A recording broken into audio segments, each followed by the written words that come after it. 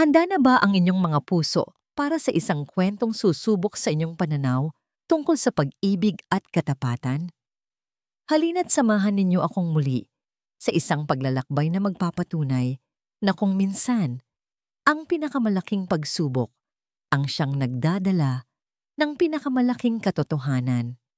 Sabi nila, ang tiwala ay parang salamin. Kapag nabasag, maaari mo pa ring pulutin ang mga piraso, pero hinding-hindi mo na maibabalik sa dati ang refleksyon. Paano kung ang pundasyon ng iyong perpektong mundo ay kailangan mo nang gumuho para lamang makita kung sino ang tunay na kakapit sa iyo hanggang sa huli? Napakaganda ng gabi sa lungsod ng Sinagtala. Mula sa pinakamataas na palapag ng isang mamahaling restaurant, tanaw ni Amihan Reyes ang libu-libong ilaw na kumikinang na parang mga bituing nahulog mula sa langit. Ngunit para sa kanya, walang kasing kinang ang mga ito kumpara sa mga mata ng lalaking kaharap niya ngayon sa hapagkainan. Si Dante Montesillo, ang kanyang asawa, ang lalaking bumuo ng kanyang mundo. Masaya ka ba, mahal? Tanong ni Dante. Ang kanyang boses ay malambing. Tila musika sa pandinig ni Amihan. Inabot nito ang kanyang kamay at marahang hinaplos. Isang matamis na ngiti ang gumuhit sa mga labi ni Amihan. Tumango siya. Sobra, Dante. Sobrang saya. At totoo iyon. Sa edad na 32, masasabi niyang nasa kanya na ang lahat. Isang matagumpay na negosyo na itinayo niya mula sa wala. Isang buhay na komportable at isang pag-ibig na inaakala niyang panghabang buhay. Ito pa lang ang simula, Ami. Pangako ni Dante. Itinaas ang kanyang kopita ng wine. Para sa kinabukasan natin, sa pamilyang bubuuin natin, sa lahat ng pangarap na sabay nating aabutin. Naramdaman ni Amihan ang mainit na likido na dumaloy sa kanyang lalamunan, kasabay ng init na kumalat sa kanyang dibdib. Pag-ibig. Ganoon pala talaga ang pakiramdam.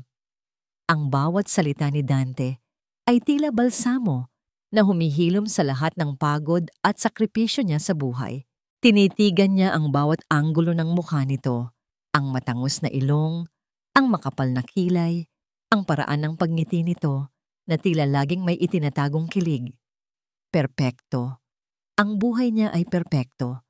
Ngunit ang perpektong gabi na yon ay sinundan ng isang umagang magiging simula ng isang bangungot. Kinabukasan, habang nagkakape siya sa kanilang beranda na may tanawin ng luntiang hardin, dumating ang kanyang ina, si Luz Viminda Reyes, isang babaeng matikas, may mga gatla na ng karanasan sa mukha at may mga matang nakakakita hindi lang ng nasa labas, kundi pati na rin ng nasa loob. Ma, napadalaw po kayo. Masayang bati ni Amihan. Sabay halik sa pisngi nito. Tamang-tama, katatimpla ko lang ng paborito ninyong kape. Ngunit hindi ngumiti si Luz Viminda. Umupo ito sa tapat niya at ang mga mata nito'y seryosong-seryoso. Kailangan nating mag-usap, anak. Biglang kinabahan si Amihan. Tungkol po saan, ma? May problema ba? Huminga ng malalim si Luz Viminda, tila nag-iipon ng lakas. Ami, alam kong mahal na mahal mo si Dante. At nakikita kong masaya ka. Pero ano po? Ang kutob ng isang ina, hindi nagkakamali. Mariing sabi ni Luz Viminda. May mali, Ami. May mali sa mga kinikilos ng asawa mo. Natawa si Amihan, isang tawang pilit at alanganin. Mama naman, baka naman napaparanoid lang kayo. Mabait si Dante. Mahal na mahal niya ako. Patunayan natin, diretsong sabi ng matanda. At ang bawat salita ay tila isang patak ng yelo sa mainit na kape ni Amihan. Gawin mo, Ami. Sabihin mong nalugi ka. Sabihin mong ubos na ang lahat. Tingnan natin kung sino ang mananatili sa tabi mo. Napatayo si Amihan sa pagkabigla. Ang kanyang puso ay nagsimulang tumibok ng mabilis. Ano pong klaseng biro yan, ma? Bakit ko gagawin yon? Sasaktan ko lang ang asawa ko ng walang dahilan. Dahil kung totoo ang pagmamahal niya, hindi kanya iiwan anuman ang mangyari. Giit ni Luz Viminda, hindi natitinag. Kung peke ang lahat, ngayon pa lang, malalaman mo na bago pa mahuli ang lahat. Gawin mo ito para sa akin, anak, para sa kapakanan mo. Buong araw na gulong-gulo ang isip ni Amihan. Ang mga salita ng kanyang ina ay umuulit-ulit sa kanyang utak. Nakikipaglaban sa mga matatamis na alaala niya kasama si Dante. Hindi. Imposible. Si Dante ay hindi ganoong klaseng tao. Mahal siya nito. Ipinaparamdam nito yun sa kanya araw-araw. Ngunit si Mama, kailanman ay hindi pa siya nagkamali. Nang gabing iyon, hindi makatulog si Amihan. Pinagmasdan niya ang kanyang asawa na mahimbing na natutulog sa tabi niya. Payapa ang mukha nito, tila isang anghel. Paano niya magagawang pagdudahan ang lalaking ito? Paano niya sisirain ang tiwala nito sa isang walang basehang hinala? Ngunit ang imahe ng determinadong mukha ng kanyang ina ay bumalik sa kanyang isipan. Ang pagmamahal ng ina ay isang kalasag.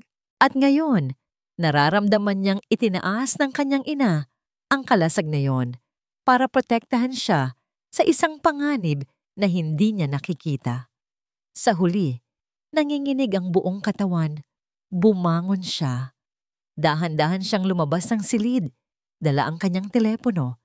Pinindot niya ang numero ni Dante kahit na alam niyang nasa kabilang kwarto lang ito para hindi maistorbo sa pagtulog dahil may maaga pa raw itong meeting. Nagring ito ng ilang beses bago sinagot. Hello? Mahal? Bakit ka napatawag? Tanong ng inaantok na boses sa kabilang linya. Huminga ng malalim si Amihan. Sinubukang gawing garalgal at puno ng pag-aalala ang kanyang boses. Inipon niya ang lahat ng kanyang lakas.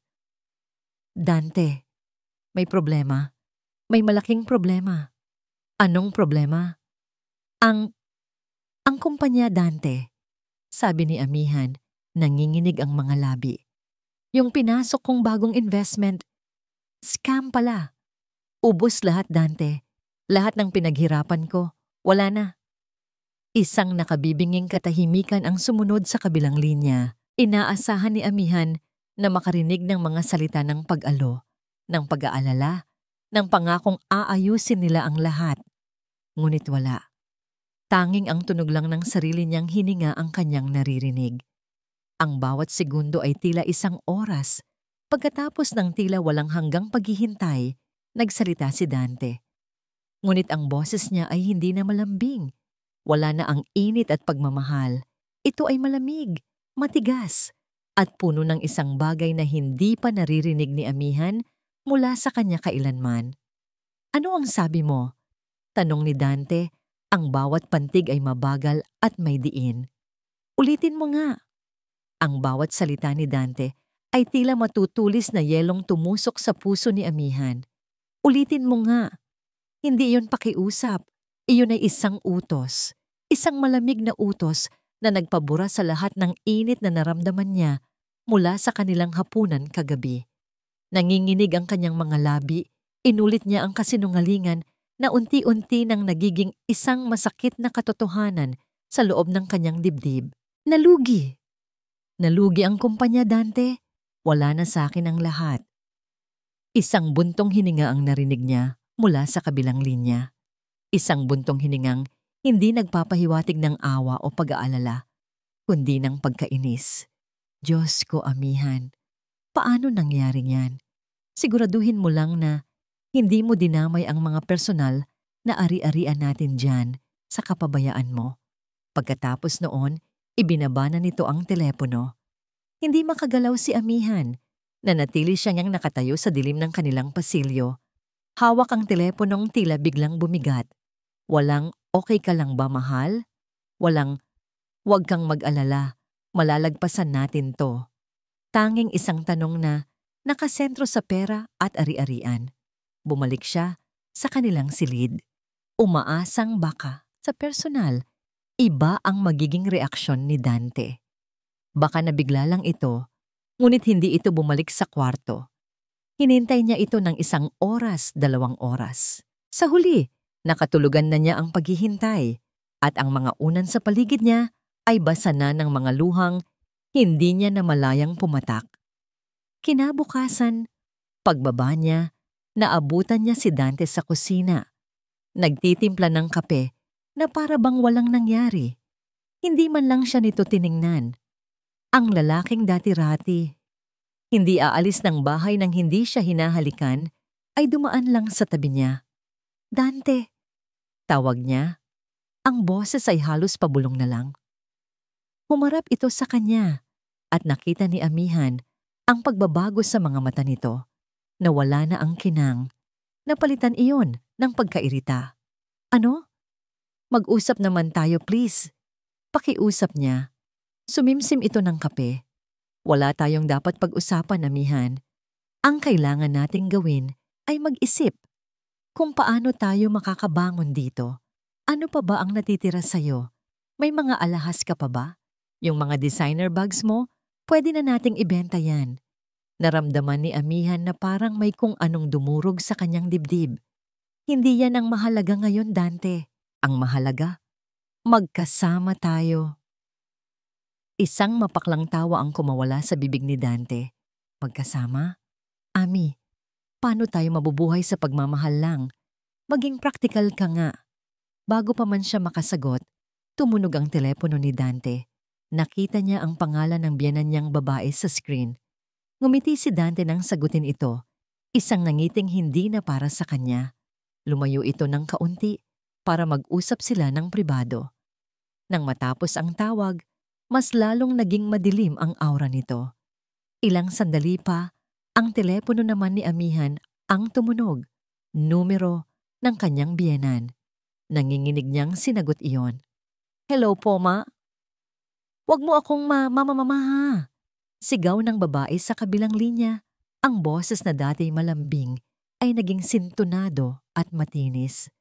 Walang hiya ka. Anong ginawa mo sa anak ko? Sinira mo ang kinabukasan niya. Isa ka palang pabigat. Akala namin kung sino kang matalino at magaling sa negosyo. Yun pala ay isang malaking pagkakamali ka lang pala sa buhay ni Dante. Sunod-sunod ang masasakit na salita. Bawat isa ay parang punyal na sumasaksak sa kanya. Wala siyang nagawa, kundi makinig. Habang ang mga luha ay malayang dumadaloy sa kanyang mga pisngi. Si Dante, na nakatayo hindi kalayuan, ay nagkibit balikat lang na parang sinasabing, kausapin mo ang nanay ko. Nang gabing iyon, pinilit ni Amihan na matulog sa guest room para bigyan sila ng espasyo. Ngunit sa kalaliman ng gabi, nauhaw siya. Dahan-dahan siyang lumabas para kumuha ng tubig. Habang papalapit siya sa kusina, narinig niya ang boses ni Dante, mahina pero malinaw. Kausap nito ang kapatid nitong babae sa telepono. Dahan-dahan siyang nagtago sa gilid ng pader, pinipigilan ang kanyang hininga. Oo nga ate, sakit sa ulo, sabi ni Dante. Hindi ko na alam kung paano tayo makakaalis sa problemang to. Kailangan na nating matanggal ang pabigat na to sa lalong madaling panahon. Ayusin niyo na ni Mama ang mga plano. Pabigat. Ganoon na lang siya ngayon. Isang pabigat na kailangang tanggalin. Naramdaman niyang nanlamig ang buong katawan niya. Ang pag-ibig na inakala niyang matatag na pader ay isa lang palang kastilyong buhangin. At ngayon ay tinatangay na ito ng unang hampas pa lang ng alon. Totoo nga ang sinabi ng kanyang ina. Kinabukasan, hinarap siya ni Dante na may dalang mga dokumento at isang ballpen. Ang mukha nito ay seryoso, walang emosyon. Ano to? Tanong ni Amihan. Papel ng paglilipat ng titulo ng bahay na to. Sabi ni Dante, inilapag ang mga papel sa lamesa. Ilipat mo muna sa pangalan ko ang titulo ng bahay at lupa. Kumunot ang noo ni Amihan. Bakit? Para maprotektahan natin, paliwanag ni Dante. Sa isang tono na pilit ginagawang kalmado. Dahil bagsak ang kumpanya mo, siguradong hahabulin ng mga pinagkakautangan mo ang lahat ng ari-ariang nakapangalan sa'yo. Kung ililipat natin sa akin, hindi nila ito magagalaw. Pansamantala lang naman to, hanggang sa makaahon tayo. Tinitigan ni Amihan ang mga papel Pagkatapos ay ang mukha ng kanyang asawa. Ang luhika ay tila tama, ngunit ang kanyang puso at ang alaala ng mga narinig niya kagabi ay sumisigaw ng huwag. Ito na ba yon? Ito na ba ang tunay na plano? Umiling siya. Dahan-dahan ngunit may katiyakan. Hindi, hindi ko pipirmahan. Nagbago ang anyo ng mukha ni Dante. Ang peking pag-aalala ay nawala at lumitaw ang isang madilim at nakakatakot na ekspresyon. Mabilis niyang hinablot ang mga papel mula sa lamesa. Lumapit siya kay amihan, ang mga matay nanlilisik. Huwag mo akong subukan, amihan. Pagbabanta nito, ang boses ay mababa at puno ng panganib. Huwag mo akong piliting gumawa ng hindi maganda. Napaatras si amihan, ngunit hindi niya binawi ang kanyang desisyon. Isang ngingising mapang-asar ang gumuhit sa labi ni Dante. Akala mo ba may karapatan ka sa bahay na to? Hinagis nito ang mga papel sa paanan niya. Pipirmahan mo to o hindi, walang magbabago. Dahil ang totoo, ang bahay na to, hindi naman talaga naging sayo. Ang mga salita ni Dante ay umaling-awngaw sa loob ng bahay na pinangarap ni amihan na maging pugad ng kanilang pagmamahalan. Hindi naman talaga naging sayo. Ang bawat pantig ay lason na, unti-unting kumakalat sa kanyang sistema, pinaparalisa ang kanyang kakayahang mag-isip o magsalita. Bago pa man siya makabawi sa pagkabigla, bumukas ang pinto. Pumasok ang kanyang biyenan at ang kapatid na babae ni Dante na si Clarice. Hindi sila pumasok bilang bisita, sila'y pumasok na parang mga mananakop. Ang kanilang mga mata ay puno ng pagtatagumpay at paghamak. Ayan na pala ang reyna. Sarkastikong sabi ni Clarice, bit-bit ang isang luma at gutay-gutay na maleta na hindi alam ni amihan kung saan nanggaling. Oras na para lisanin mo ang palasyo, mahal na reyna. Sumunod ang biyenan niya. Nagtungo ito ng dire-diretso sa master's bedroom na para bang pag-aari nito ang lugar. Narinig ni amihan ang malalakas na pagbukas at pagsara ng mga drawer ng kanyang aparador. Ma'am, ano pong ginagawa ninyo? Naguguluhang tanong ni amihan, sumusunod sa kanila. Humarap ang matanda, hawak ang mga damit ni amihan, mga damit na binili niya mula sa sarili niyang pinaghirapan at walang pakundangang inihagis ang mga ito sa sahig. Inililigpit ang basura. Matabang na sagot nito. Dante, anak, tulungan mo ang ate mo. Isilid niyo na dyan sa maleta ang mga dapat isilid. Huwag niyo nang isama ang mga mamahalin. Baka isanla pa niya. Tulala lang si amihan habang pinapanood ang mag-iinang walang awang dinudungisan ang kanyang pagkatao. Ang kanyang mga damit, sapatos at personal na gamit ay basta na lang isiniksik sa loob ng lumang maleta. Ang mga gamit na hindi magkasya ay isinilid sa isang malaking itim na garbage bag. Ang eksena ay surreal. Parang isang masamang panaginip. Si Dante, ang kanyang asawa, ay nandoon lang. Tumutulong sa mga ito, ang mukha ay blanko. Tila estranghero sa sarili niyang pamamahay. Nang mapuno ang maleta at ang garbage bag, kinaladkad ito ni Dante palabas ng silid. Sumunod si amihan. Ang mga paa ay tila may nakagapos na kadena. Sa bawat hakbang, nararamdaman niya ang pagguho ng kanyang dignidad. Pagdating nila sa may pinto, walang sabi-sabing ibinato ni Dante ang maleta sa labo. Gumulong ito sa mamasa-masang sahig ng kanilang garahe. Sumunod ang garbage bag. Umulan ng mahina kaninang madaling araw. At ang ambon ay nagsisimula na namang pumatak. Hinarap siya ni Dante. Ang mga mata ay kasing lamig ng nagsisimulang ulan. Tapos na tayo, amihan, sabi nito. Ang bawat salita ay pinal at walang bakas ng kahit anong pagsisisi. Ang kasal natin, tapos na. Sa sandaling iyon, may kung anong nabasag sa loob ni amihan. Hindi lang ang puso niya, kundi ang buong pagkatao niya. Kasabay ng pagbagsak ng kanyang mundo ay ang pagdating ng isang mamahaling itim na kotse na huminto sa tapat ng kanilang gate. Bumukas ang pinto sa passenger side at mula doon ay lumabas ang isang babae. Si Marilag, ang babaeng ipinakilala sa kanya ni Dante bilang pinsan na galing probinsya na nakikipagsapalaran sa syudad. Ngunit ang Marilag na nakikita niya ngayon ay malayong malayo sa simple at mahiyain na babaeng iyon. Nakasuot ito ng isang pulang bestida na hapit sa katawan, may mamahaling bag na nakasabit sa braso, at ang mga labi ay may mapang-akit na lipstick. Lumapit ito kay Dante at walang alinlangang kumapit sa braso nito. Tumingin ito kay Amihan mula ulo hanggang paa at pagkatapos ay isang nangiting mapanlait ang sumilay sa mga labi nito. Isang ngiti ng isang taong alam na nanalo na siya sa laro. Ang lahat ay nag-ugnay-ugnay na sa isip ni Amihan. Ang mga hinala, ang mga kasinungalingan, ang sakit, lahat ay totoo. Hindi na niya kaya. Nagsimulang bumuhos ang malakas na ulan, kasabay ng mga luhang hindi na niya napigilan. Naramdaman niya ang pagbigat ng kanyang mga binti. Tila nawalan siya ng lakas. Dahan-dahan siyang napaluhod sa basang semento, sa gitna ng ulan, sa tabi ng maletang naglalaman ng mga basag na piraso ng kanyang buhay. Ang mga ilaw mula sa mga dumaraang sasakyan ay lumabos sa kanyang paningin dahil sa luhang walang tigil sa pag-agos. Malamig, basang-basa, at nag-iisa. Ito na siguro ang katapusan, ngunit bigla, naramdaman niyang tumila ang ulan sa ibabaw niya.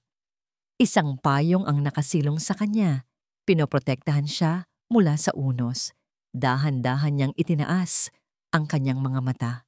Sa gitna ng nanlalabo niyang paningin, nakita niya ang mukha ng kanyang ina, si Luz Viminda. Ang mga mata nito ay puno ng awa para sa kanya, ngunit kasabay noon ay may nag-aalab na apoy ng katapangan. Inilahad ni Luz Viminda ang kanyang kamay. "Halika na, anak," sabi nito. Ang boses ay mahinahon ngunit puno ng determinasyon. "Tumayo ka dyan. Oras na para lumaban."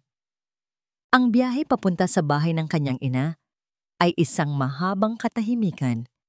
Tanging ang tunog lang ng humahagibis na ulan at ang ritmikong pag-andar ng windshield wiper ang maririnig sa loob ng sasakyan. Nakatanaw lang si Amihan sa bintana.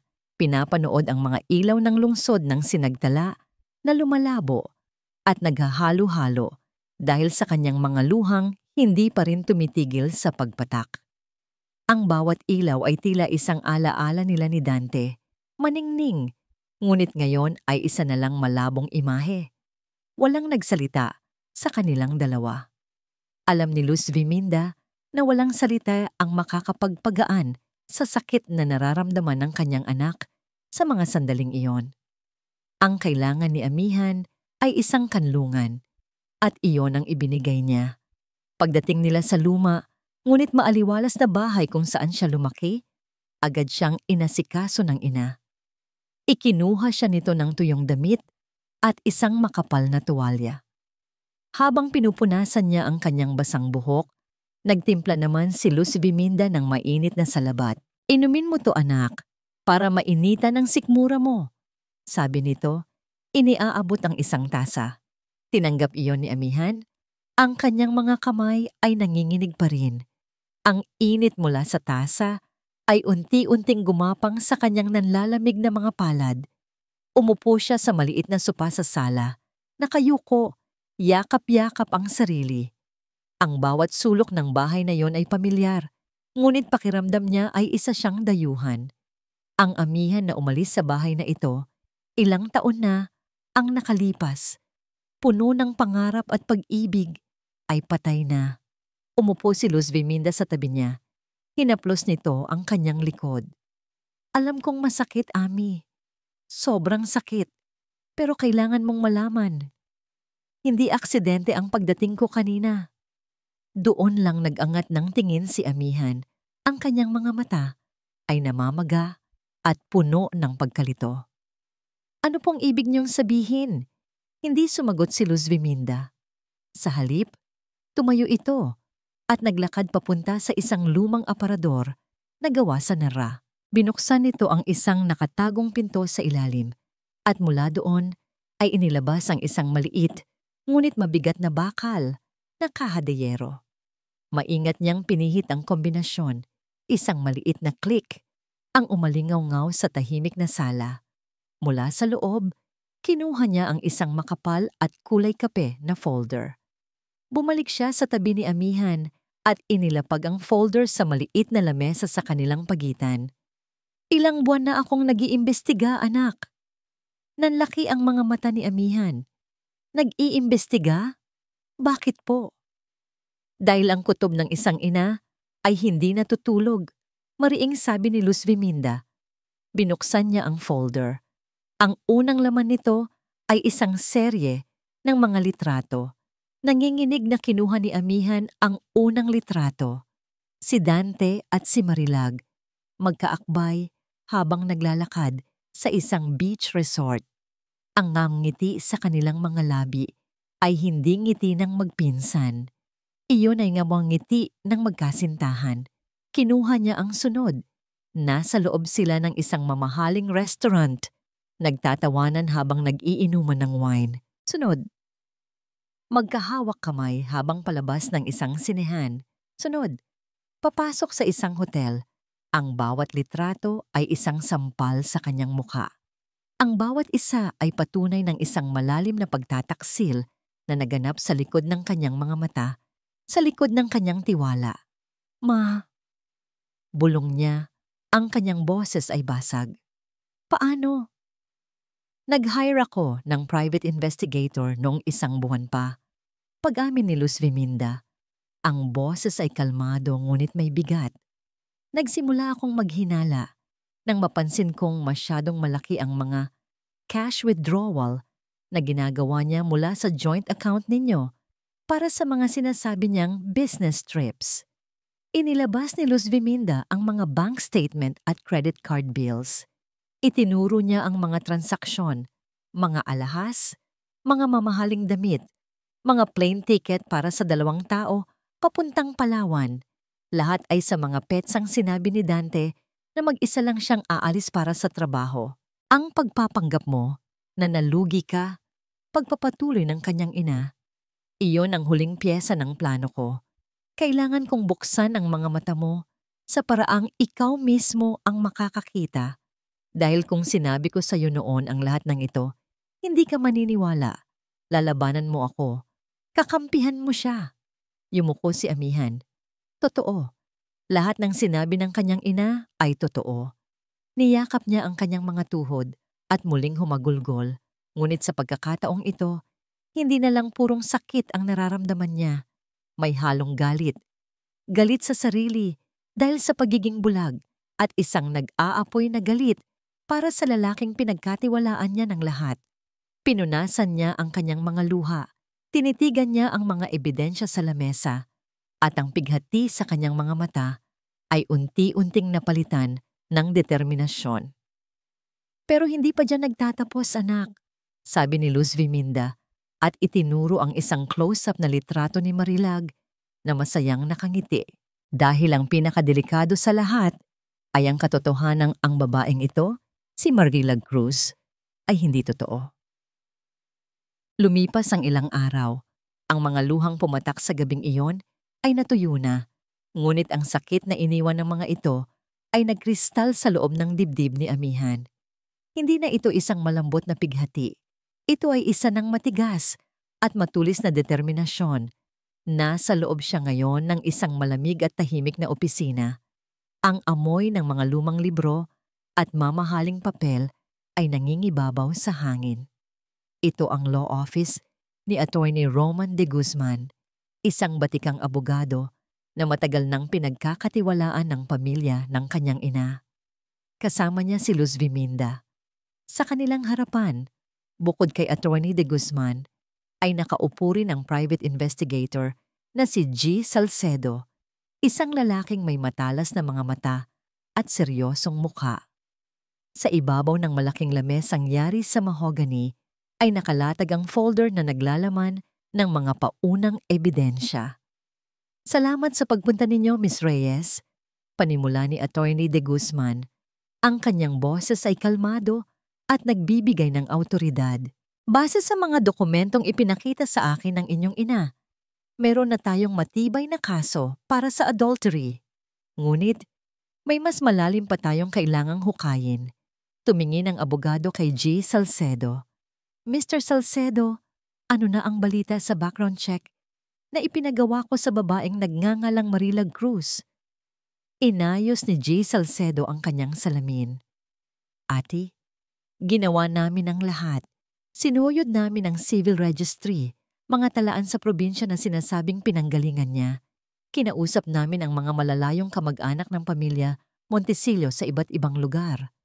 Huminto siya sandali, tila para bigyan ng diin ang kanyang susunod na sasabihin.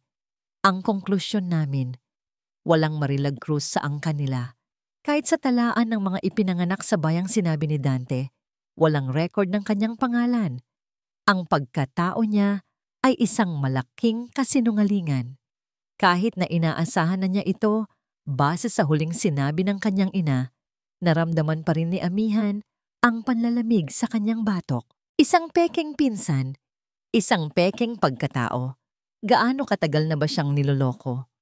Ngayon, dumako tayo sa pera, sabi ni Attorney De Guzman habang inilalabas ang isang panibagong set ng mga dokumento. Ito ay ang mga credit card statements na nakapangalan kay Amihan, mga supplementary cards na ibinigay niya kay Dante bilang asawa. Tingnan mo ito, Amihan, sabi ng abogado. Itinuturo ang isang listahan. Binasa ni Amihan ang mga nakasulat at ang bawat salita ay tila isang sampal. Chanel Classic Flap Bag, P150,000, Diamond Earrings, Tiffany & Co. 320,000, two-way ticket to El Nido, luxury villa, 118,000. Namilog ang mga mata niya. Ang petsa ng flight papuntang El Nido. Iyon ang linggo kung kailan sinabi ni Dante na meron siyang importanteng business conference sa Cebu. Naalala pa niya kung paano siya nagabalang ihanda ang damit nito at kung paano niya ito hinatid sa airport habang siya ay pagod na pagod sa trabaho sa Sinagdala. Ang asawa niya pala ay nagpapakasaya sa paraiso kasama ang kalaguyo nito, gamit ang pera na siya mismo ang naghirapang kitain. Binayaran niya ang mga ito gamit ang card mo at pagkatapos ay binabayaran niya ang credit card bill mula sa joint account ninyo para hindi ka maghinala. Paliwanag ni Attorney De Guzman, isang malinaw na kaso ng pag-abuso sa tiwala at pagnanakaw. Mayroon pa, attorney, dagdag ni G. Salcedo. Sa aming financial investigation, natuklasan namin na malaking halaga ng pera mula sa joint account ninyo ay regular na inililipat sa isang hiwalay na account. Mula doon, inilipat ito bilang investment sa isang bagong tatag na kumpanya, isang real estate company na nakarehistro sa ilalim ng pangalan ni Marilag Cruz. Doon na napuno ng galit ang puso ni Amihan. Hindi lang siya ninakawan, hindi lang siya niloko.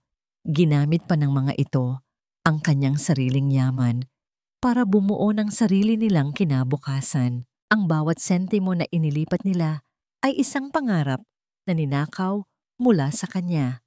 Ang buong relasyon nila, ang bawat halik, ang bawat yakap, ang bawat mahal kita, lahat ay bahagi ng isang masalimuot na plano para ubusin siya.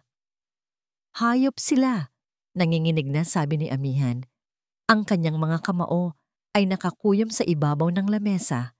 Ang determinasyon sa kanyang mga mata ay lalong nag-apoy. Kukunin ko ang lahat ng nararapat sa akin. Sisiguraduhin kong pagbabayaran nila ang lahat ng ito. Isang tipid na ngiti ang sumilay sa labi ni Attorney De Guzman. Tila nasiyahan sa nakitang tapang sa kanyang kliyente. Maganda yan, Miss Reyes. Dahil sa mga ebidensyang ito, malakas ang laban natin. Sisimulan na namin ang paghahain ng kaso bukas na bukas din. Tumayo na sila, handa nang tapusin ang pagpupulong, nang biglang tumunog ang telepono ng abogado. Tiningnan niya ang screen at agad itong sinagot. Sumesenyas na sandali lang. Yes, Anong balita? Nakikinig lang si Attorney De Guzman sa kabilang linya. Dahan-dahang nawala ang kumpiyansa sa kanyang muka. Napalitan ito ng pagkunot ng noo. Pagkatapos ay ng pagkabigla. Ang kanyang mga mata ay nanatiling nakatitig sa kawalan.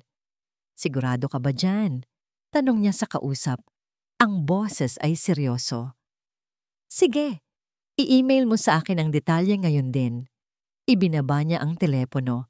Isang mabigat na katahimikan ang bumalot sa silid.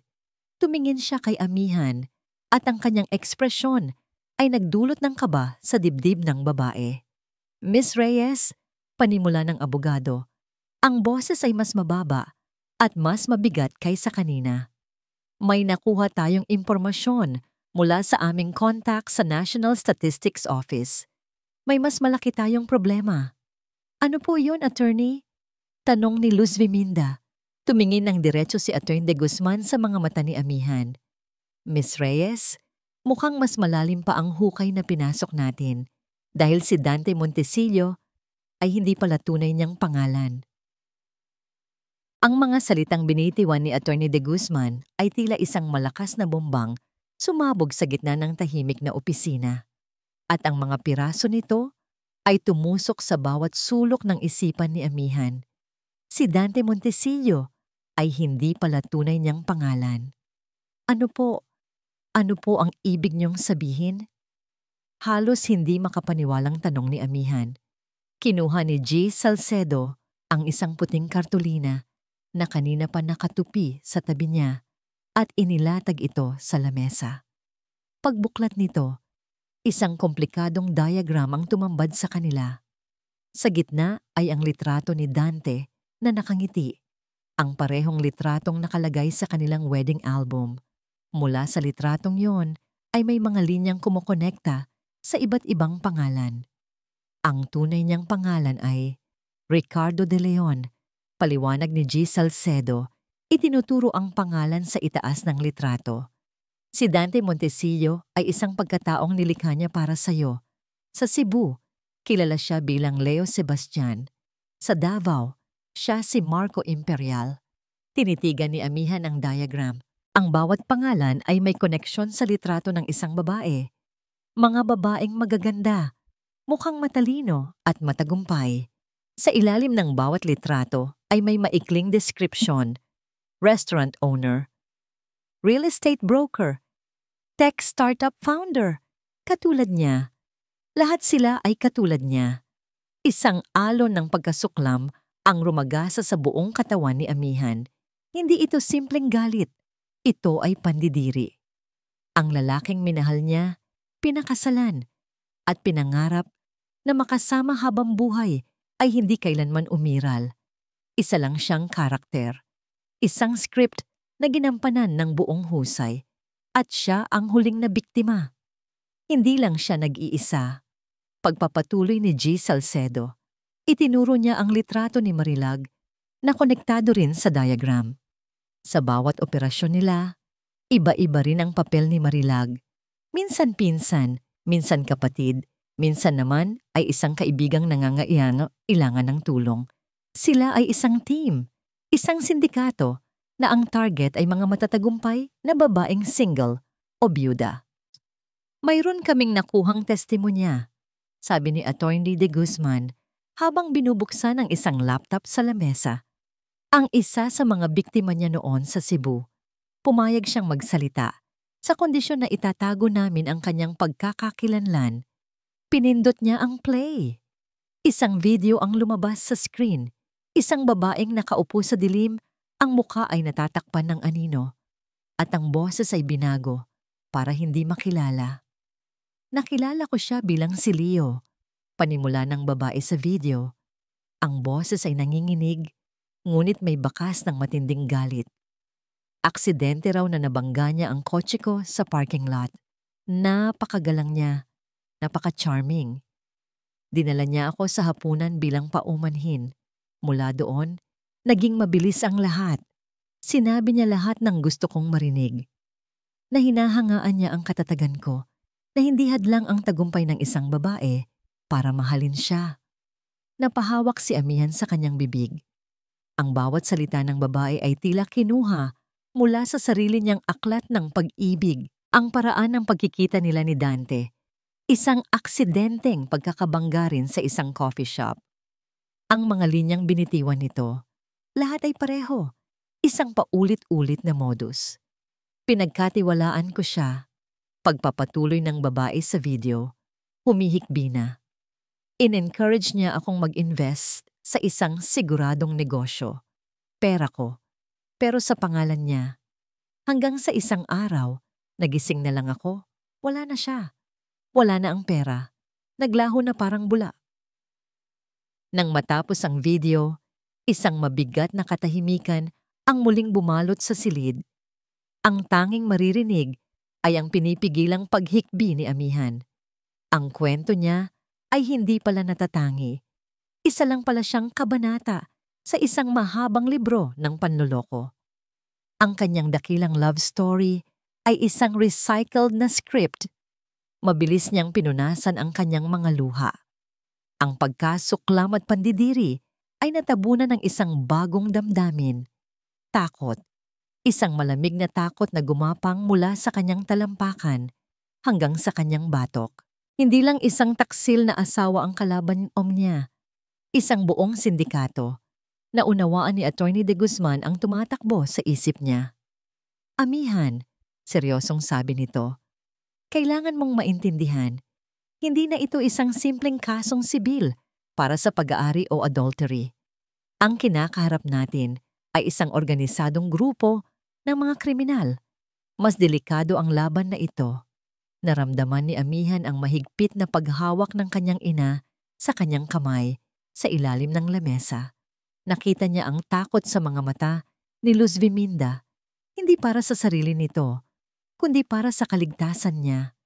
Pero sa gitna ng takot, may isang bagay na mas nanaig. Tapang. Isang tapang na isinilang mula sa abo ng kanyang winasak na pagkatao. Tumingin siya ng diretso sa mata ng kanyang abogado.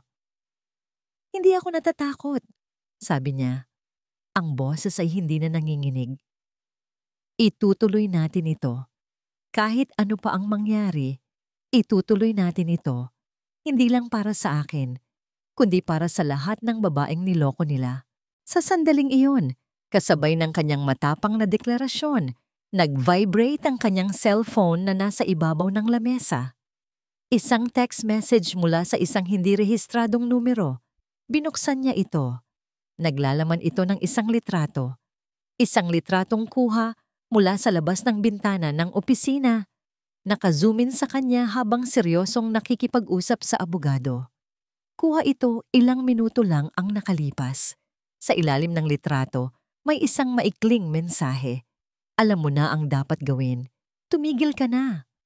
Biglang nahirapan siyang huminga. Ang panganib ay wala na sa malayo. Nandito na. At nanonood ito sa bawat galaw niya. Ang mensahe sa telepono ay tila isang ahas na biglang tumuklaw sa kumpiyansang nagsisimula palang sanang mabuo sa dibdib ni Amihan. Ipinakita niya ang screen kina Atty. De Guzman at sa kanyang ina. Isang mabigat na katahimikan ang bumalot sa silid. Ang unang bumasag nito ay si Luz Viminda. Mga demonyo sila. Nanggagalaiting sabi niya. Ang kanyang mga kamay ay nakakuyom. Hinawakan niya ang balikat ni Amihan. Huwag kang matakot, anak. Hindi ka nila kayang saktan. Ito ay isang malinaw na pananakot. Isang forma ng witness intimidation. Seryosong sabi ni Atty. De Guzman habang kinukuhanan ng litrato ang mensahe sa telepono bilang ebidensya. Miss Reyes, mula ngayon, kailangan ninyong magdoble ingat. I-report natin ito sa pulis para mablotter. Huwag kayong pupunta sa mga lugar na hindi ninyo kabisado at laging ipaalam sa amin kung nasaan kayo. Tumango si Amihan, ngunit pakiramdam niya ay hindi na siya makahinga ng maayos. Ang tapang na naramdaman niya kanina ay biglang hinaluan ng malamig na takot. Ang laban na ito ay hindi na lang sa korte.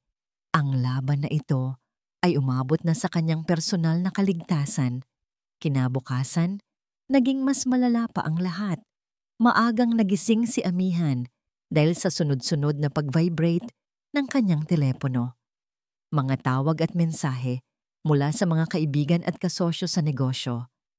Nagtataka siyang bumangon.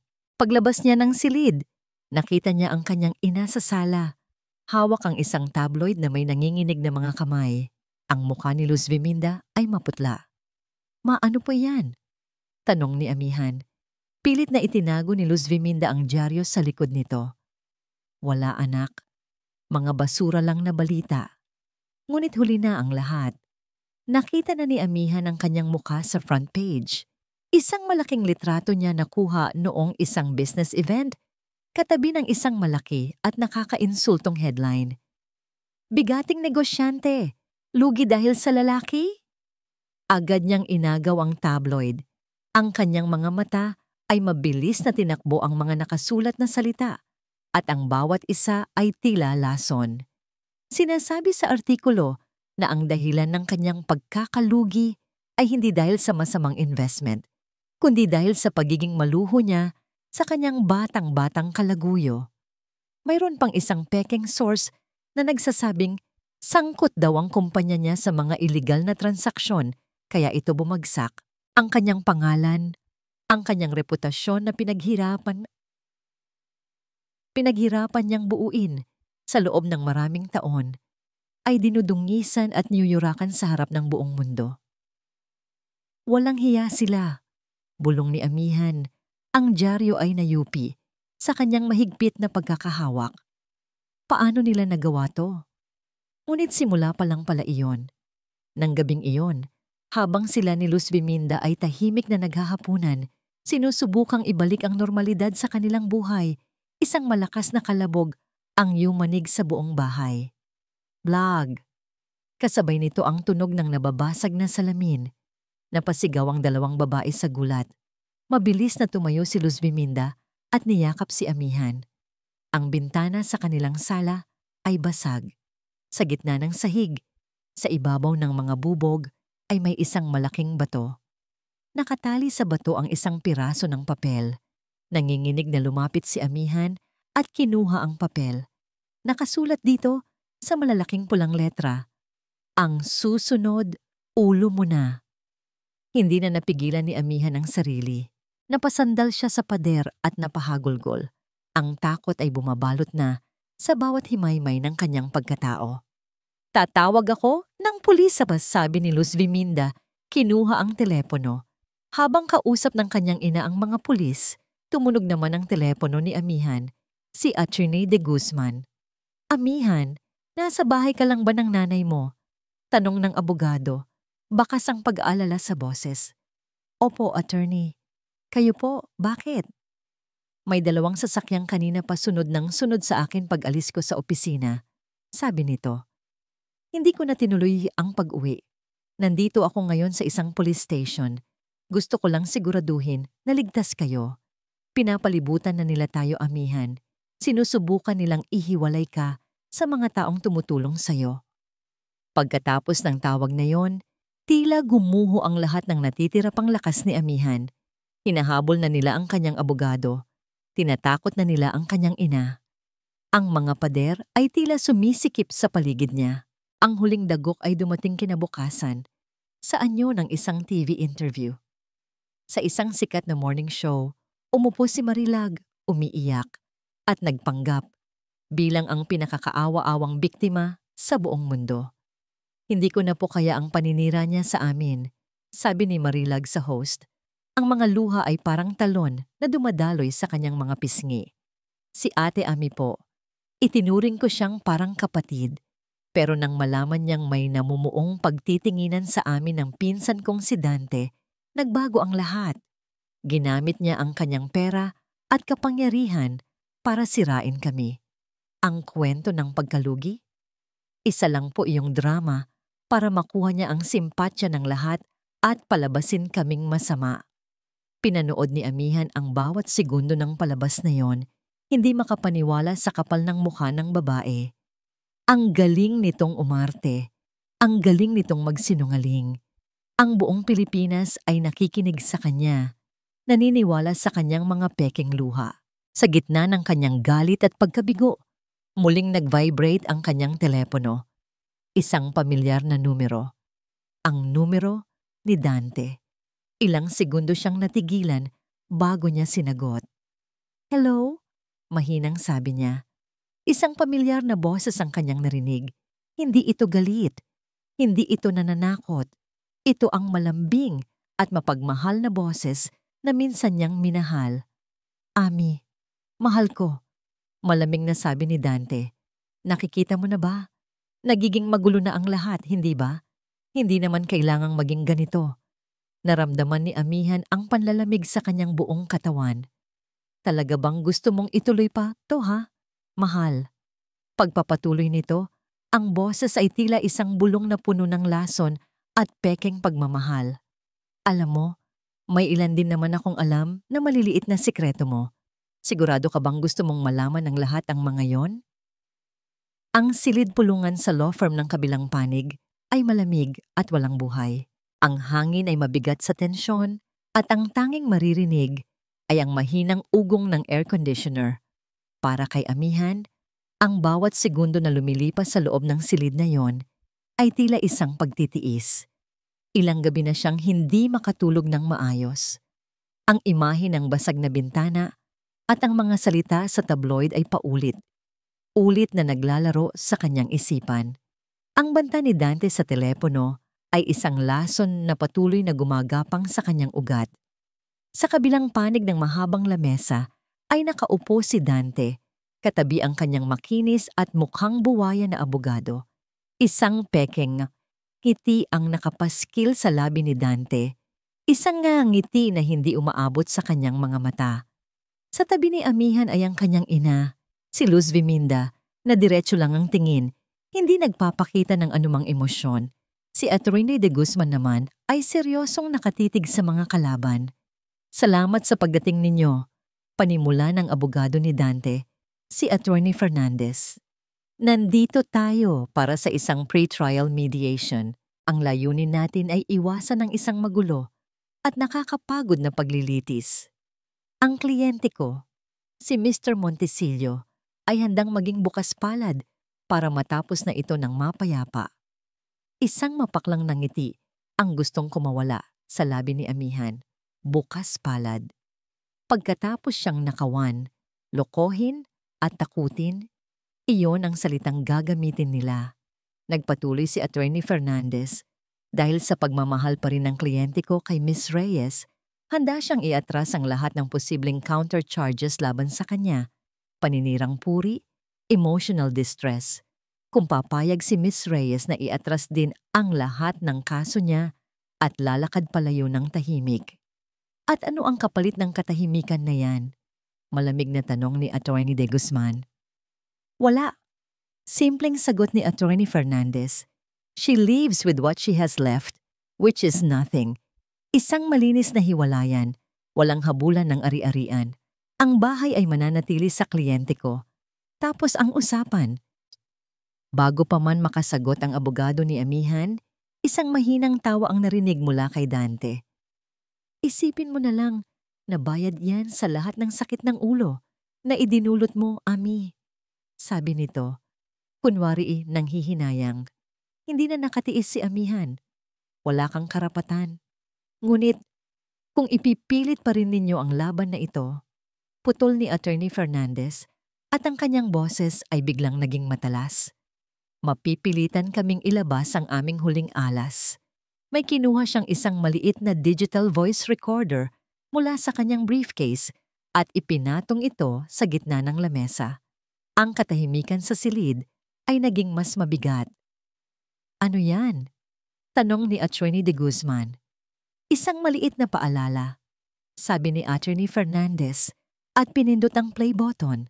Isang pamilyar na boses ang umalingaw-ngaw mula sa maliit na speaker. Boses ni Amihan. "Kailangan nating mag-isip ng paraan, Ma." Ang boses ay medyo garalgal at tila pinutol.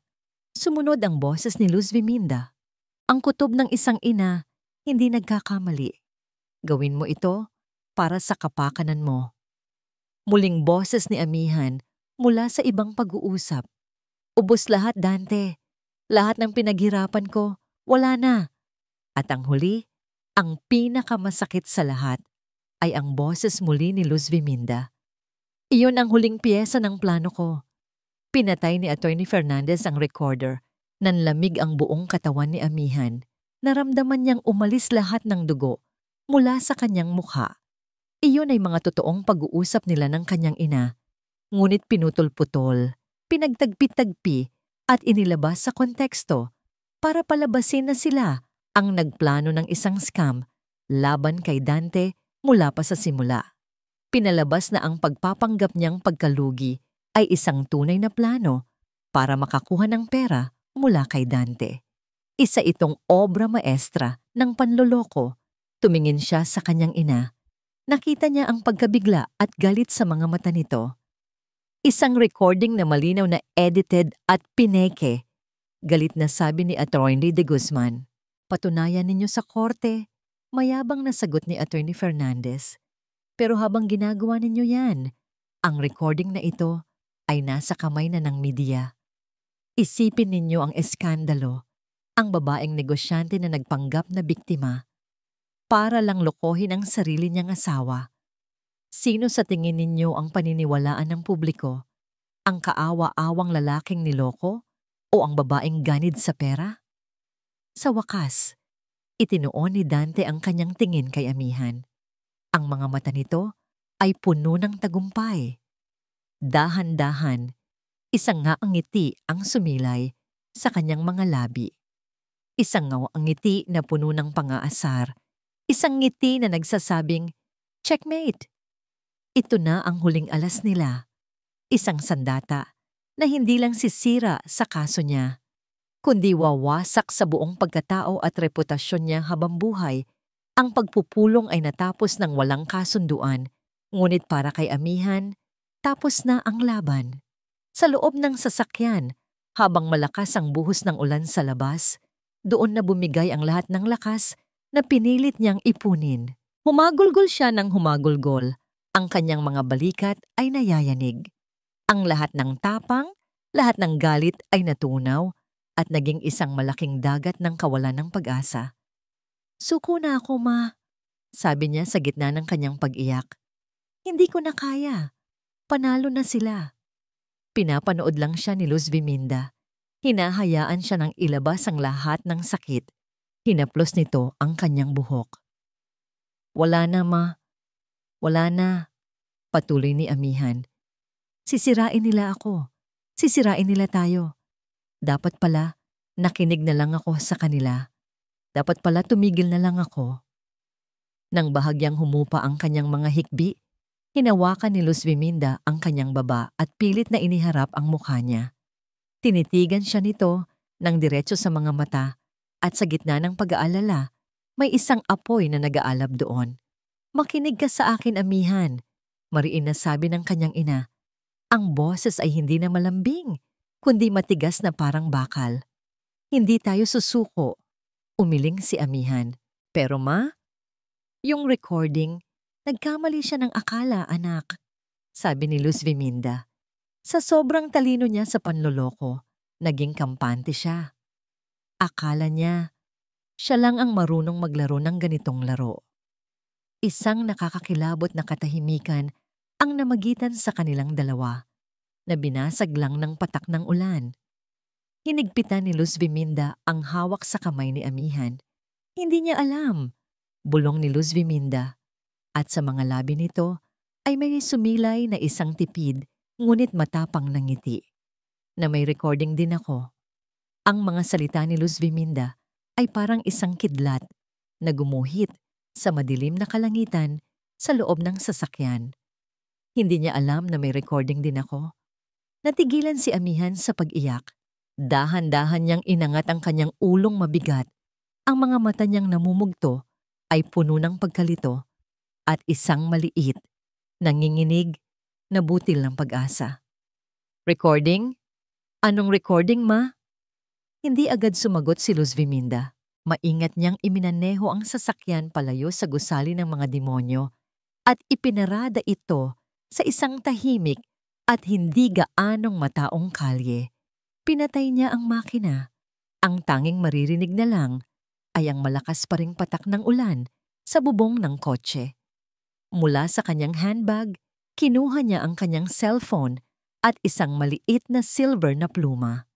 Isang eleganteng pluma na may nakaukit na DM. "Naaalala mo ba itong pluma na to, anak?" tanong ni Luz Viminda. Tumango si amihan. "Regalo niyo po kay Dante noong birthday niya. Isang mamahaling pluma," sabi ni Luz Viminda, na may kasamang high-end, voice-activated micro-recorder sa loob.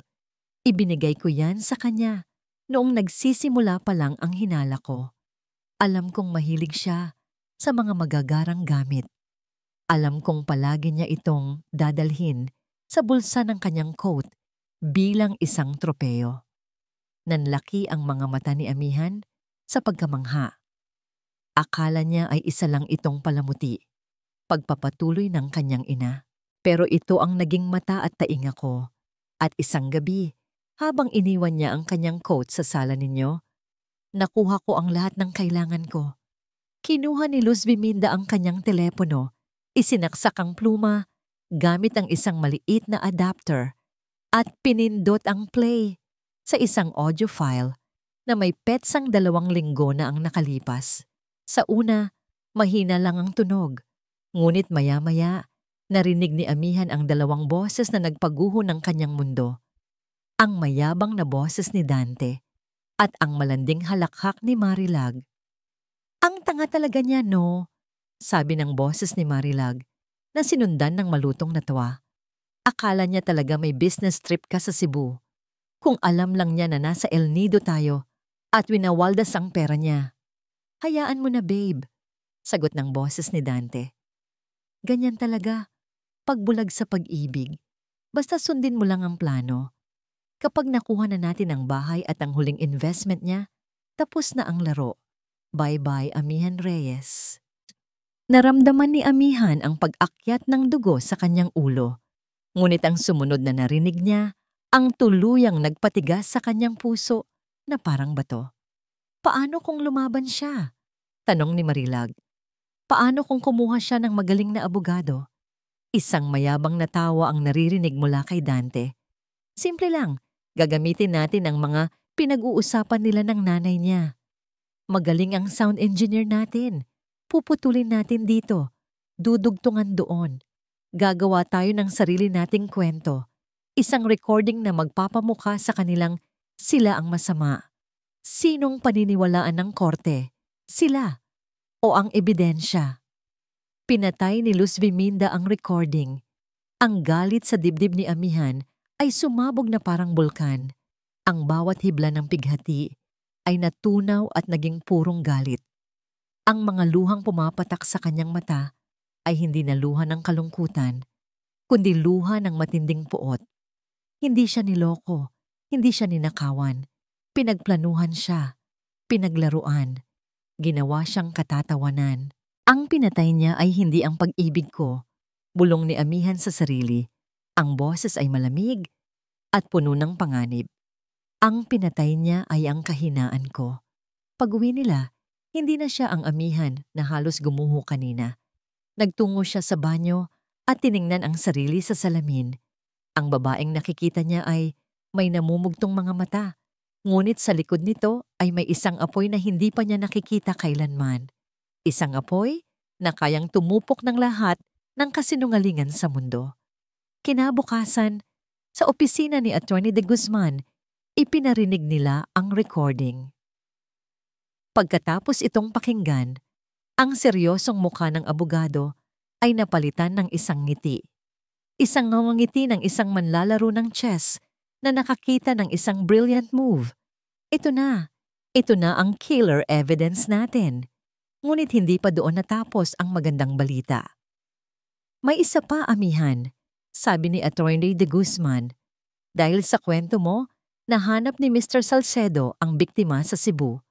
Noong una ay ayaw niyang tumulong dahil sa takot. Ngunit nang malaman niyang handa kang lumaban hanggang sa huli, nagbago ang isip niya. Nagbigay siya sa atin ng tapang." Nagring ang laptop ng abogado. Isang video call. Sa screen, Lumitaw ang babaeng nasa video noon, ngunit ngayon, wala na ang anino sa kanyang mukha. Isang babaeng nasa mga 40, may bakas pa rin ng sakit sa mukha, ngunit may tapang na sa mga mata. Miss Reyes, bati nito. Ako si Andrea at handa na akong magsalita. Magpapadala ako ng isang notarized na salaysay ng lahat ng ginawa sa akin ni Ricardo de Leon. Sa unang pagkakataon sa loob ng maraming linggo, isang tunay na ngiti ang sumilay sa labi ni Amihan. Hindi na siya nag-iisa sa laban na ito. Agad na kumilos si Atty. de Guzman. Sa loob lang ng ilang oras, isinumite niya sa korte ang isang urgent motion to submit new and compelling evidence. Kalaki pang transcript ng 2 recording at ang sinumpaang salaysay ni Andrea. Ang bitag na inihanda ni Dante ay siya na ngayong huhuli sa kanya. Habang papaalis na sila sa opisina, puno ng panibagong pag-asa, muling tumunog ang telepono ni Atty. de Guzman. Isang text message, tiningnan niya ito, at isang tipid na ngiting tagumpay ang muling gumuhit sa kanyang mga labi. Ipinakita niya ang screen kay Amihan. Galing ito kay Atty. Fernandez, ang abogado ni Dante. Ang mensahe ay maikli, ngunit malinaw ang ibig sabihin. Attorney, kailangan nating mag-usap. Ang courtroom ay malamig at tahimik, ngunit sa loob ni Amihan, isang nag-aalab na apoy ang nagbibigay init. Nakaupo siya ng tuwid sa tabi ng kanyang ina at ni Atty. de Guzman. Ang kanyang mga kamay ay kalmadong nakapatong sa kanyang kandungan. Wala na ang bakas ng babaeng umiiyak sa loob ng kotse. Ang naroon ay isang reyna na handang bawiin ang kanyang kaharian. Sa kabilang panig nakaupo si Dante o Ricardo na may kumpiyansa pa ring ngiti sa labi. Sa tabi niya ay si Marilag na hindi mapakali. Ang mga daliri ay panay, ang paglalaro sa laylayan ng kanyang damit. Tumingin si Dante kay Amihan at kinindatan pa ito. Isang kilos na nagpapakita ng kanyang lubos na paniniwala na hawak niya ang lahat ng baraha. The court is now in session. Anunsyo ng bailiff. Tumayo ang lahat sa pagpasok ng hukom. Nagsimula ang paglilitis. Unang gumalaw ang kampo ni Dante. Gaya ng inaasahan, iprinesenta ni Atty. Fernandez ang kanilang ebidensya, ang edited na recording. Habang pinapatugtog ito, pinanood ni Amihan ang reaksyon sa courtroom, ang mga bulungan, ang mga mapanghusgang tingin na ipinupukol sa kanya. Ngunit hindi siya natinag. Nanatili siyang kalmado, ang kanyang mga mata ay nakatuon lang sa hukom. Nang matapos ito, tumayo si Atty. Fernandez. Your Honor, malinaw pa sa sikat ng araw. Ang buong kasong ito ay isang masalimuot na plano na ginawa ng mag-inang Reyes para makuha ang pera ng aking kliyente. Sila ang manloloko. Sila ang may masamang intensyon. Pagkatapos noon, tumayo naman si Atty. de Guzman. Your Honor, kung tapos na po si Atty. Fernandez sa kanyang maikling dula-dulaan, maaari na po ba naming ipresenta ang totoong kwento? Isang bahagyang ngisi ang gumuhit sa labi ng hukom. Proceed, Counselor. Una sa lahat, Your Honor, panimula ni Atty. de Guzman, nais kong ipabasa sa korte ang isang sinumpaang salaysay mula sa isang Miss Andrea Santos ng Cebu. Binasa ng Clerk of Court ang salaysay. Detalyado nitong isinalaysay ang modus operandi ni Leo Sebastian mula sa pekeng aksidente, sa matatamis na salita, hanggang sa pagkawala ng milyon-milyong pisong investment. Habang binabasa ito, unti-unting nawala ang nangiti sa labi ni Dante. Ang kanyang mukha ay nagsimulang mamutla. Pangalawa, pagpapatuloy ni Atty. de Guzman, ang kumpletong talaan ng mga bank transfer at credit card transactions na nagpapatunay na ang pera ni Miss Reyes ay sistematikong inilipat at ginamit para sa personal na luho ni Ricardo de Leon at ng kanyang kasabwat na si Marilag Cruz. Inilatag niya ang mga dokumento. Malinaw, hindi maikakaila. Ang bawat transaksyon ay naroon. At panghuli, Your Honor, sabi ni Atty. de Guzman, at tila huminto ang pag-ikot ng mundo sa loob ng courtroom. Ang tunay na recording. Isinaksak niya ang silver na pluma sa isang speaker. At pinindot ang play. Ang malinaw na boses ni Marilag at Dante ay pumuno sa bawat sulok ng silid. Ang kanilang pagtawa habang tinatawag na tanga si Amihan. Ang kanilang pagmamayabang tungkol sa panloloko sa El Nido. At ang pinakamatibay na ebidensya sa lahat, ang kanilang detalyadong plano na i-edit ang recording ng mag-inang Reyes para sirain ang mga ito. Nang matapos ang recording, ang katahimikan ay nakabibingi. Ang lahat ng mata ay nasa kanila. Ang mukha ni Dante ay hindi na maputla. Ito ay kulay abo na, basang-basa ng pawis. Tumingin siya kay Marilag na parabang sasakalin niya ito. At sa sandaling iyon, bumigay si Marilag. Hindi ko kasalanan yan. Bigla siyang tumayo, umiiyak at nanginginig. Itinuturo si Dante. Siya ang utak ng lahat. Sinunod ko lang ang utos niya. Natakot ako sa kanya, Your Honor. Pinilit niya ako. Manahimik ka, Marilag. Sigaw ni Dante. Tumayo rin. Sinungaling. Hindi ako sinungaling. Ganti ni Marilag. Tuluyan nang nawala sa sarili. Ikaw ang demonyo. Ikaw ang nagplano ng lahat. Aaminin ko ang lahat, Your Honor.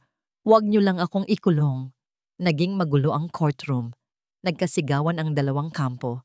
Si Dante ay sinusubukang sugurin si Marilag, ngunit napigilan ng mga gwardya. Ang maskara niya ay tuluyan ng natanggal. Ang charming na si Dante Montesillo ay wala na.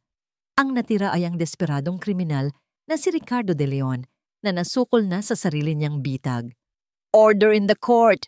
Sigaw ng hukom. Ang kanyang malakas na boses ay pumailan lang sa lahat. Nang tumahimik ang lahat, nagsalita ang hukom. Ang kanyang mga mata ay matalim na nakatitig kay Dante, base sa mga ebidensyang iprinisenta. Lalo na ang hindi matatawarang audio recording at ang testimonya mula sa Cebu na patunayan ng korte na ang kasal na ito ay nag-ugat sa panloloko at pandaraya. Ang kasal ni na Amihan Reyes at ng lalaking nagpakilalang Dante Montesillo ay ipinapawalang bisa. Lahat ng ari-arian na nakuha ng akusado mula sa biktima ay ipinag-uutos na ibalik. At dahil sa bigat ng mga krimeng isiniwalat ngayon, inaatasan ko ang prosekusyon na magsampa ng kaukulang kasong kriminal para sa estafa, forgery at organized crime laban kay G. Ricardo de Leon at sa kanyang mga kasabwat. Isang malakas na palok ng gavel ang nagpabagsak hindi lang sa katahimikan, kundi sa buong mundo ni Dante. Panalo si Amihan habang inilalabas ng mga pulis si Dante na nagwawala at si Marilag na humahagulgol na natili lang siyang nakaupo. Isang malalim na hininga ang kanyang pinakawalan. Isang hiningang tila nagmula pa sa kalaliman ng kanyang kaluluwa. Itinapon palabas ang lahat ng sakit, takot, at pighati na kinimkim niya ng matagal. Tumingin siya sa kanyang ina at sa mga mata nito, nakita niya ang luhang dala ng pagmamalaki at ginhawa. Paglabas nila ng bulwagan ng hustisya, sinalubong sila ng liwanag ng araw. Ang init nito sa kanyang balat ay tila isang yakap mula sa langit, isang pangako ng isang bagong simula. Sa gitna ng mga flash ng kamera at mga tanong mula sa media, nanatili siyang nakangiti, isang ngiting payapa at matatag. Habang dahan-dahan silang naglalakad palayo sa gulo, isang babaeng hindi niya kilala, simple, may bakas ng takot sa muka, ang maingat na lumapit sa kanya. May iniabot itong isang nakatuping sulat sa kanyang kamay. Basahin niyo po. Pabulong na sabi nito bago mabilis na naglaho sa gitna ng mga tao. Nang makasakay sila sa kotse, binuksan ni Amihan ang sulat. Isang maikling liham na nakasulat sa nanginginig na kamay. Ang unang pangungusap pa lang ay sapat na para malaman niyang hindi pa tapos ang kanyang misyon. Sa katunayan, ito ay nagsisimula pa lamang. Ang kwento mo ang nagbigay sa akin ng pag-asa. Isa rin ako sa mga biktima niya. 6 na buwan ang lumipas. Ang tag-ulan na sumabay sa pagguho ng mundo ni Amihan ay napalitan na ng isang maaliwalas at mapayapang panahon. Ang ingay ng iskandalo ay unti-unti nang humupa at ang pangalan ni Ricardo de Leon ay isa na lang madilim na alaala sa mga pahina ng dyaryo. Nakakulong at pinagdudusahan ang kanyang mga kasalanan. Para kay Amihan, ang mga nagdaang buwan ay isang mahabang paglalakbay paloob. Hindi ito naging madali. May mga gabing binabangungot pa rin siya ng mga alaala ng pagtataksil. Ngunit sa bawat pagsikat ng araw, mas pinipili niyang bumangon, hindi na bilang isang biktima, kundi bilang isang survivor. Ang tagumpay sa korte ay hindi nagdulot sa kanya ng matamis na paghihiganti na inaakala ng marami. Sa halip, nag-iwan ito sa kanya ng isang malalim na pagkaunawa. Habang binabasa niya ang liham mula sa babae sa labas ng korte at ang mga sumunod pang mensahe na natanggap niya online mula sa iba pang mga babaeng naglakas loob na magsalita, napagtanto niya ang isang bagay. Ang kanyang kwento ay hindi lang tungkol sa kanya. Nakatayo siya ngayon sa harap ng isang salaming pader sa isang bagong-bago at maliwanag na opisina. Mula dito, tanaw niya ang abalang lungsod ng Sinagtala. Ngunit hindi na ang mga kumikinang na ilaw nito ang mahalaga sa kanya, kundi ang mga kwento ng libu-libong babae na tahimik na nakikipaglaban sa likod ng mga bintanang iyon. "Maganda ang opisina mo, anak," sabi ng isang pamilyar na boses sa likod niya. Lumingon si Amihan at nginitian ang kanyang ina. Si Luz Biminda ay nakatayo doon. Ang mga mata ay puno ng pagmamalaking hindi kayang itago. "Salamat sa iyo, Ma. Hindi ko ito magagawa kung wala ka." Lumapit si Luz Biminda at niyakap siya. "Ikaw ang gumawa nito, Ami. Ipinakita mo sa kanilang lahat na ang isang babaeng winasak ay kayang bumangon ng mas matatag." Tumingin si Amihan sa logo na nakapinta sa salaming pader. Isang bulaklak na dahan-dahang bumubuka. Ang mga ugat nito ay nakabaon sa tila putik, ngunit ang mga talulot ay malinis at nakaharap sa araw. Sa ilalim nito ay may 2 salita. Hiraya Foundation, Hiraya, isang salitang Tagalog na nangangahulugang ang bunga ng pag-asa at mga pangarap. Ito ang kanyang bagong misyon. Gamit ang perang nabawi niya at ang sarili niyang yaman, itinayo niya ang Hiraya Foundation, isang non-profit organization na nakatuon sa pagbibigay ng libreng legal na tulong, psychological counseling, at financial literacy training para sa mga babaeng negosyante na biktima ng panloloko at pang-aabuso. Ang kanyang opisina ay hindi na para sa pagpapalago ng pera, kundi para sa paghilom ng mga sugat. Maya-maya, bumukas ang pinto at pumasok ang kanyang bagong executive assistant. "Ma'am Ami, narito na po ang unang batch ng mga aplikante para sa legal aid." Tumango si Amihan. "Sige, papasukin mo sila isa-isa." Isa-isang pumasok ang mga babae. Iba-iba ang edad, iba-iba ang estado sa buhay, ngunit iisa ang kwento sa kanilang mga mata. Isang kwento ng nasirang tiwala. May isang biyudang naubos ang naipon sa isang online investment scam na pinamunuan ng isang lalaking pinangakuan siya ng kasal. May isang batang-batang startup founder na niloko ng sarili niyang business partner at kasintahan. Umupo si Amihan sa tapat nila, hindi bilang isang mayaman na tagapayo, kundi bilang isang kapwa manlalakbay. Pinakinggan niya ang bawat kwento, ang bawat hikbi, at sa bawat isa, nakikita niya ang sarili niya 6 na buwan na ang nakalipas. Ang huling babae na pumasok ay ang pinakabata sa lahat. Nanginginig ito, halos hindi makapagsalita, at mahigpit na hawak ang isang folder sa kanyang dibdib. Pamilyar ang takot sa mga mata nito.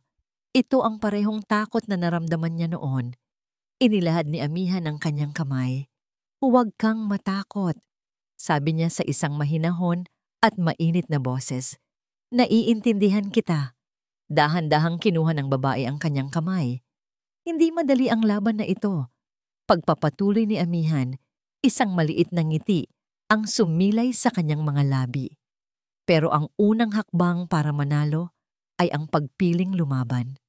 Tumingin sa kanya ang babae at sa unang pagkakataon, isang kislap ng pag-asa ang nakita niya sa mga mata nito. Sa sandaling iyon, alam ni Amihan na natagpuan na niya ang kanyang tunay na kalayaan.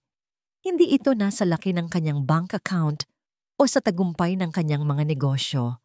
Ang tunay na kalayaan ay nasa kakayahang gawing lakas ang sakit, gawing pag-asa ang pighati, at gamitin ang sariling kwento para maging ilaw sa dilim para sa iba. Mula sa bintana, pinanood niyang dahan-dahang lumubog ang araw, ngunit hindi na siya natatakot sa pagdating ng dilim. Dahil alam niya, sa lungsod ng Sinagtala, may isang bagong kanlungan, isang pundasyon na itinayo mula sa mga wasak na pangarap na ngayon ay nagbibigay buhay sa mga bagong pag-asa.